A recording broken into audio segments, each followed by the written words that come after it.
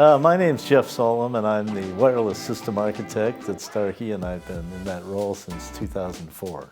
Currently, I'm the chairman of the hearing aid working group, and I've been involved with Bluetooth SIG for the last 14 years or so.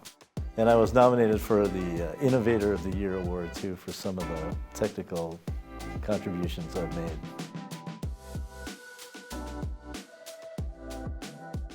Yeah, Bluetooth SIG is basically a nonprofit organization that's formed from members. So the members are companies that are interested in short-range wireless technology and making things work together in a wireless way.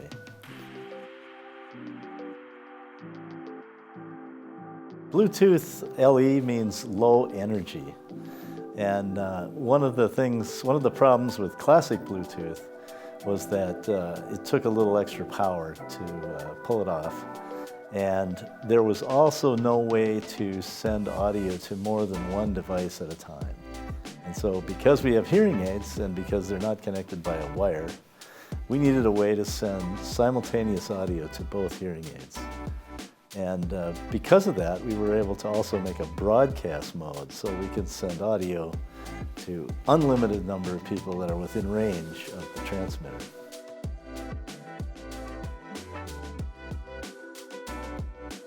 Yeah, sound quality was improved significantly. When you look at the quality of it, it's far superior, and it runs at about half the bit rate. So much lower energy because the packets are so much smaller, and yet it still has a far superior signal quality. It saves power, so saves energy. By the very nature of the name, it's low energy, meaning you'll have longer battery life. Last for, on a rechargeable, last for a working day, no problem. On a one-time use battery, several days. And that's something that LE brought to the table as well. One of the things that really excited the industry was this idea that we could do a broadcast with low energy, something that had never been done before with classic Bluetooth. Classic Bluetooth was a two-way communication, one device to another. And now we had an opportunity to broadcast things. And it's really got everybody excited, because you can imagine that you used to be able to maybe go into a health club and see all the TVs, and maybe you could tune your FM radio in and listen. And that sort of went away with smartphones because they took the FM radios out of those things. So we're left with these silent TVs, just talking heads there with, maybe if you're lucky, they'll have some closed captioning. Certainly you would like to be able to listen to those TVs. And so it excited the television industry, people, manufacturers of TVs, and it also excited the smartphone guys because you could share your music now with multiple people. You could have a virtual dance band if you wanted to. It really changed everything, because for a long time people kept asking us hearing aid guys, why do you need this? We already have classic. There's this true wireless mechanism. You have Asha, Leah. What?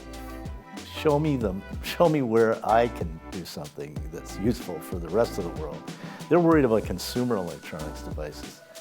So we showed them this idea of broadcast, and that really got the ball rolling. So it had a slow start, but suddenly they realized what the advantage of that was, and we were off to the races.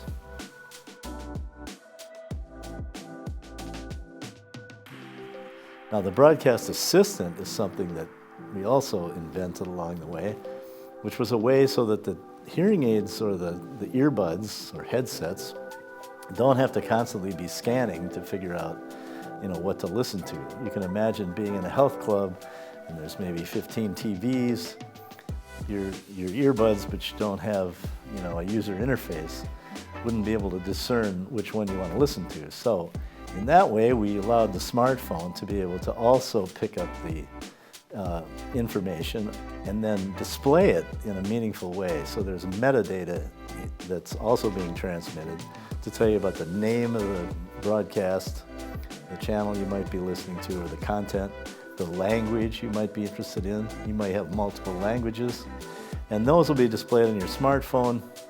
Your smartphone's connected to your hearing aids. You'll be able to pick from a menu of which one content you want to listen to, and your hearing aids or earbuds will immediately go to that, and off you go. So let's take the airport, for instance. You're walking through the airport, you need to find out about your flight, and you probably have been given some type of code when you bought your ticket. So you're authenticated with Delta Airlines Flight 213.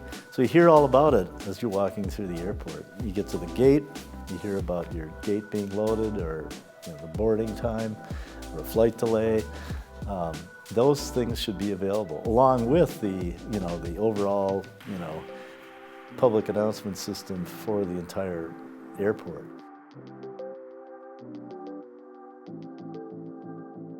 You can imagine a bank teller, you can imagine a pharmaceutical counter, hotel counter, concierge, you name it. Wherever there was a telecoil, there'll be even more of these things because they're much easier to deploy.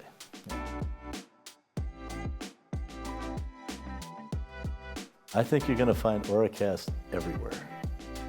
It'll be in every TV. It'll be a no-brainer to put Auracast in. The IEC is looking at it as a standard. So then, once they adopt it, it'll be international.